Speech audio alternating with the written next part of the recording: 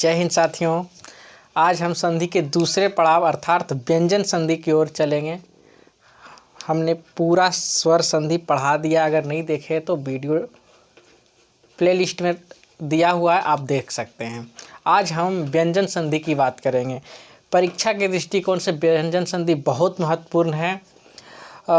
इससे बहुत सारे क्वेश्चन बोर्ड एग्जाम में पूछे जाते हैं, तो इसको आप ध्यान से पढ़ेंगे।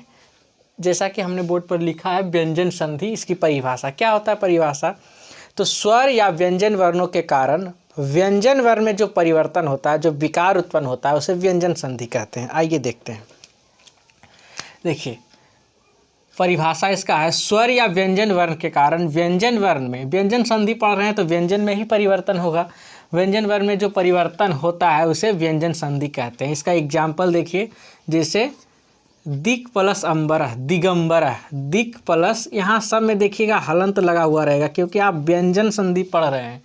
यहाँ पे स्वर की कोई गुंजाइश नहीं बनती है। तो दिक प्लस अंबरह, दिगंबरह, ये कैसे हुआ, इसको हम सूत्र के माध्यम से बारी बारी से पढ़ेंगे। सम प्लस कारह बना संस्कारह, सम प्लस कीर्ति क्या बना, संस्कृति।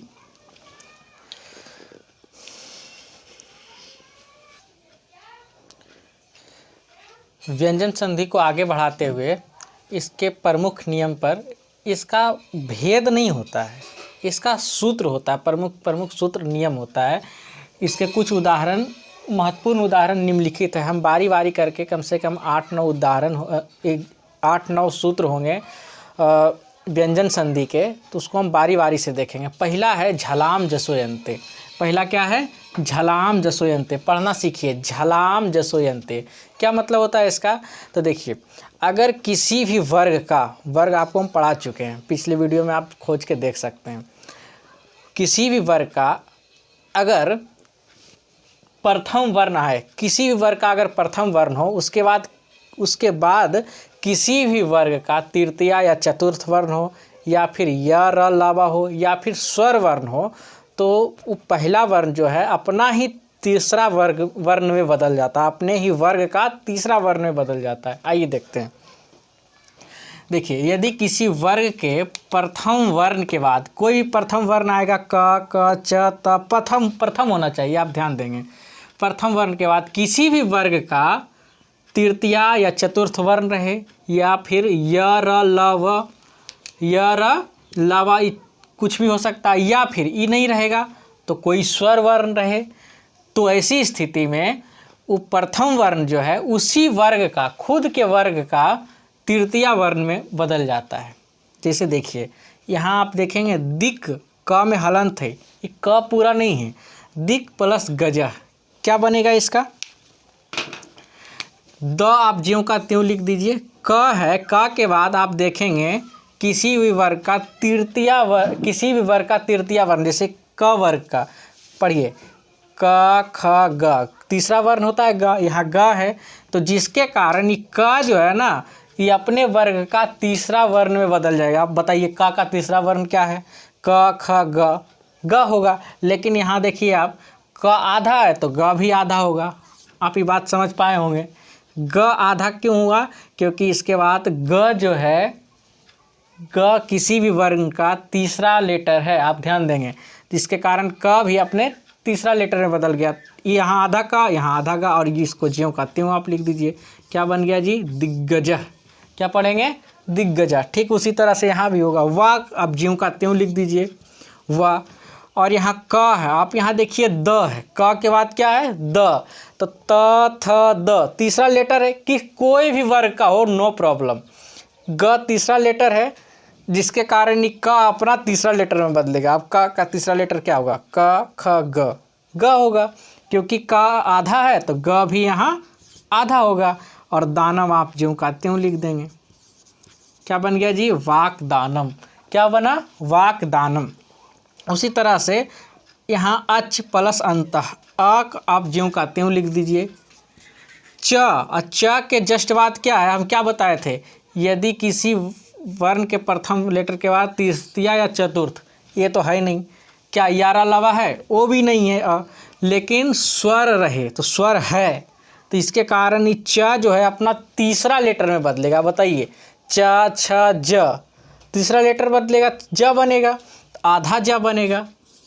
लेकिन आप देख रहे हैं यहाँ अ है, तो आ आपको हम स्वर वर्ण में पढ़ाए थे कि कहीं मात्रा बन के घुसेगा। ये आधा जा है, लेकिन इसमें आ जाएगा तो पूरा जा हो जाएगा, और आधा ना, और तब विसर्ग आप ज्यों का त्यों लिखेंगे। क्या बन गया? अजंता। क्या बना?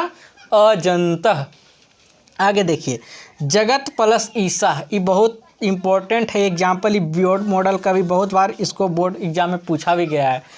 अगर यूँ कहें तो यही बोर्ड मॉडल, इससे बहुत सारा प्रश्न आता है एग्जाम के बोर्ड एग्जाम में। उसी तरह से देखिए जगत, ज और ग आप ज्यों का त्यों लिख देंगे। त हलंत है, ता किसी भी त वर्ग का पहला लेटर है। इसके बाद क्या है? दीर्घई। क्या है? दीर्घई। दीर्घई एक स्वर है। हम इसका कंडीशन क्या है?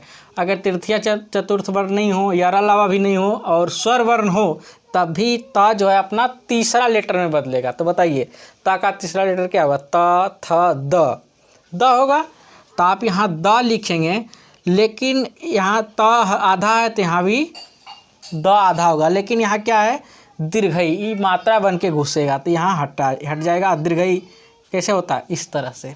ई मात्रा इसका ई होगा, और तालब साहब ज्यों का त्यों लिख देंगे। क्या बन गया जी? जगदीश। क्या बना? जगदीश। आइए आगे देखते हैं। उसके बाद है सत प्लस उक्ति। क्या है? सत प्लस उक्ति। स आप ज्यों का त्यों लिखेंगे। त जो है त वर्ग का पहला लेटर है। कंडीशन ये है कि किसी भी वर्ण के पहला लेटर के बाद, पहला वर्ण के बाद अगर किसी वर्ण का तीसरा या चौथा, यारा लावा या फिर कोई स्वर आ जाए तो पहला लेटर जो है, पहला वर्ण जो है अपना तीसरा लेटर में बदल जाएगा। तो देखिए ता का तीसरा लेटर क्या होगा? ता था द, आधा ता है तो आधा द आप देंगे। लेकिन यहाँ आप देख रहे हैं एक स्वर है, स्वर मात्रा बन के घुसेगा। तो हर्षऊ है तो हर्षुकार की मात्रा कैसे होगी? इस तरह से। और इतना ज्यों का त्यों लिख दीजिए। आधा क और त हर्षिकारती। क्या बना? सदुक्ति। क्या पढ़ेंगे? सदुक्ति। उसके बाद यहाँ दिक् प्लस भ्रम, दिक् प्लस भ्रम। दी आप ज्यों का त्यों लिख दीजिए, हम इधर लिख देते हैं। और क वर्ग का पहला लेटर है, और इसके बाद है भ, प फ ब भ। हम बताए थे तीसरा या चौथा वर्ण कुछ भी आ सकता है। चौथा वर्ण आ गया भ, जिसके कारण क अपना तीसरा लेटर में बदलेगा। क ख ग, यहाँ आधा क तो यहाँ पर आधा ग। और जो भ्रमा का ज्यों का त्यों लिख दीजिए आप। क्या बन गया जी? दिग्भ्रम। आप इसका स्क्रीनशॉट ले सकते हैं, ले लीजिए।